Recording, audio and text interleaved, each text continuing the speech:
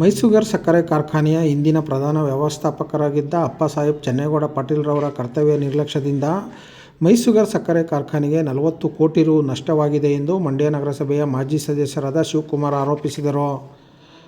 ಅಪ್ಪಸಾಹೇಬ್ ಪಾಟೀಲ್ರವರ ಮೇಲೆ ಕ್ರಮ ಕೈಗೊಳ್ಳುವಂತೆ ಅವರು ಕರ್ನಾಟಕ ಸರ್ಕಾರದ ಮುಖ್ಯ ಕಾರ್ಯದರ್ಶಿಗಳಿಗೆ ಮಂಡ್ಯ ಜಿಲ್ಲಾಧಿಕಾರಿಗಳ ಮೂಲಕ ಮನವಿ ಸಲ್ಲಿಸಿ ಮಾತನಾಡಿದರು. ಸಕ್ಕರೆ ಕಾರ್ಖಾನೆಗೆ ನಷ್ಟವಾಗಿರುವ ಬಗ್ಗೆ ಇಂದಿನ ವ್ಯವಸ್ಥಾಪಕ ನಿರ್ದೇಶಕರಾಗಿದ್ದ ಎಂ. ಆರ್. ರವಿಕುಮಾರ್ ಅವರು ವಾಣಿಜ್ಯ ಮತ್ತು ಕೈಗಾರಿಕೆ ಇಲಾಖೆಗೆ ದೂರು ನೀಡಿದ್ದರು. ಅದರಂತೆ ರಚಿತವಾದ ತನಿಖಾ ತಂಡವು ತನಿಖೆ ಮಾಡಿ ಸರ್ಕಾರಕ್ಕೆ ವರದಿ ಸಲ್ಲಿಸಿದ್ದಾರೆ. ಪ್ರಸ್ತುತ ವ್ಯವಸ್ಥಾಪಕ ನಿರ್ದೇಶಕರಾಗಿ ಕರ್ತವ್ಯ ನಿರ್ವಹಿಸುತ್ತಿರುವ ಅಪ್ಪಸಾಹೇಬ್ ಚೆನ್ನೇಗೌಡ ಪಾಟೀಲ್ರವರ ವಿರುದ್ಧ ಕಾನೂನು ಕ್ರಮ ಕೈಗೊಳ್ಳಬೇಕು. ಅಲ್ಲದೆ ಅರಣ್ಯ ಅಧಿಕಾರಿಗಳ ಅನುಮತಿ ಇಲ್ಲದೆ ಭಾರೀ ಗಾತ್ರದ ಮರಗಳನ್ನು ಕಡಿದು ವಿಲೇವಾರಿ ಮಾಡಿದ್ದಾರೆ ಎಂದು ಆರೋಪಿಸಿದರು. ಈ ಜಿಲ್ಲೆಯ ತುರ್ತಾಗಿ ಜಿಲ್ಲಾಧಿಕಾರಿ ಮುಖಾಂತರ ಮುಖ್ಯ ಕಾರ್ಯದರ್ಶಿಗಳಿಗೆ ಮಾಡಬೇಕು. ಅವರು ಈಗ ಮುಂದೆ MD ಆಗಿ ಪದೋನ್ನತಿ ಹೊಂದುವ ಅವಕಾಶ ಇದೆ. ಆದ್ದರಿಂದ ಇವನ್ನ ತುರ್ತಾಗಿ ಕಳಿಸ್ಬೇಕು. ಆಮೇಲೆ ಕಳಿಸಿರೋದಕ್ಕೆ ನನಗೆ ತುರ್ತಾಗಿ ನಾನು ಈಗ ರಾಜ್ಯಪಾಲರನ್ನು ಭೇಟಿ. ಮೈಸೂರು ಸಕ್ಕರೆ ಕಾರ್ಖಾನೆಯಲ್ಲಿ ಕಂಡು ಕೇಳರಿಯದಷ್ಟು ಬಗದಷ್ಟು ಭ್ರಷ್ಟಾಚಾರ ಆಗಿದೆ. ಉದಾಹರಣೆ, ಈಗ ಶ್ರೀ ಅಪ್ಪಸಾಹೇಬ್ ಪಾಟೀಲ್ ಚೆನ್ನಪ್ಪಗೌಡ ಪಾಟೀಲ್ ಅವರು ಕನಿಷ್ಠ 40 ಕೋಟಿಯಷ್ಟು ನಷ್ಟ ಉಂಟು ಮಾಡಿದ್ದಾರೆ ಹಾಗೂ ಭ್ರಷ್ಟಾಚಾರನೂ ಮಾಡಿದ್ದಾರೆ. ನಷ್ಟದ ರೂಪದಲ್ಲಿ ಭ್ರಷ್ಟಾಚಾರ ಮಾಡಿದ್ದಾರೆ.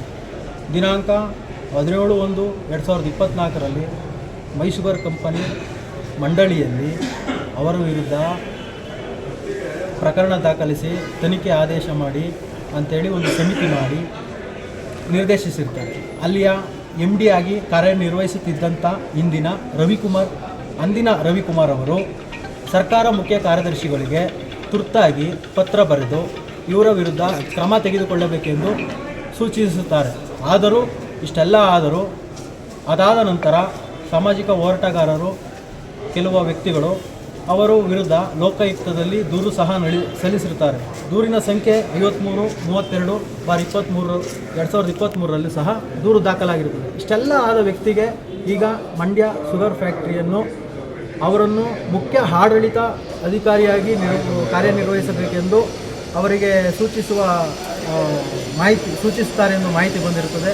ಆದ್ದರಿಂದ ಅವರನ್ನು ಕರ್ತವ್ಯದಿಂದ ವಜಾಗೊಳಿಸಿದ ನಂತರ ಸಂಪೂರ್ಣ ತನಿಖೆ ಮಾಡಿ ಫ್ಯಾಕ್ಟರಿ ನಷ್ಟವನ್ನು ಅಪ್ಪಸಾಹೇಬ್ ಪಾಟೀಲ್ ಅವರಿಂದಲೇ ಭರಿಸಬೇಕೆಂದು ತಮ್ಮಲ್ಲಿ ಈ ಮೂಲಕ ಮಾಧ್ಯಮ ಮುಖಾಂತರ ಹಾಗೂ ಜಿಲ್ಲಾಡಳಿತಾಧಿಕಾರಿಗೆ, ರಾಜ್ಯಪಾಲರಿಗೂ ಇವರೆಲ್ಲರಿಗೂ ನಾನು ಪತ್ರದ ಮುಖಾಂತರ ಮನವಿ ಮಾಡ್ಕೊತಾ ಇದ್ದೀನಿ. RTI ಹಾಕಿ ದಾಖಲಾತಿಗಳನ್ನು ತೆಗೆದುಕೊಂಡಿದ್ದೀನಿ.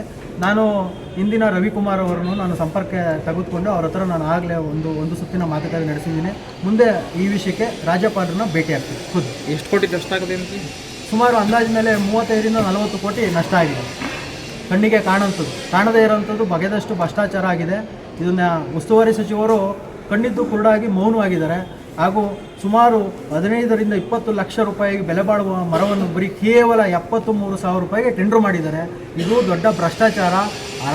ಅರಣ್ಯ ಅಧಿಕಾರಿಗಳು ಗಮನಕ್ಕೆ ಬರದೇನೆ, ಅವರ ಅನುಮತಿನೂ ತಗೊಳ್ಳದೇನೆ ಮರ ಕಡಿದು ದೊಡ್ಡ ಭ್ರಷ್ಟಾಚಾರ ಮಾಡಿದ್ದಾರೆ. ಈ ಕೂಡಲೇ ಕ್ರಮ ತಗೋಬೇಕು ಅಂತ ಅದನ್ನು ಜಿಲ್ಲಾಧಿಕಾರಿಗೆ ಮತ್ತು ರಾಜ್ಯಪಾಲರಿಗೆ. ಮರಗಳು ಎಲ್ಲೆಲ್ಲಿತ್ತು ಅಂತ? ಅಲ್ಲೇ ಬೇವಿನ ಮರ ಎಲ್ಲ ಇತ್ತು.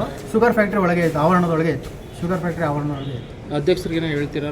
ಅದೇ ಅಧ್ಯಕ್ಷರು ಬೇಲಿನೇ ಹೊಲ ಎದ್ದು ಮೇಯ್ಬೇಕಾದ್ರೆ ನಾವು ಅಧ್ಯಕ್ಷರಿಗೆ ಏನು ಹೇಳೋಕ್ಕಾಗಲ್ಲ. ಅವರು ಪತ್ರದ ಮುಖಾಂತರ ಭ್ರಷ್ಟಾಚಾರ ಮಾಡಿ ಅಂತಲೇ ಸೂಚನೆ ಕೊಟ್ಟಿದ್ದಾರೆ. ಅದು ದಾಖಲಾತಿ ಇದೆ. ದಿನಾಂತರ ಕಳೆದ ನಂತರ ಅದು ಏನಾಗುತ್ತೆ ಅದು ನೋಡಿ ಅದನ್ನು ಬಿಡುಗಡೆ ಮಾಡ್ತೀವಿ.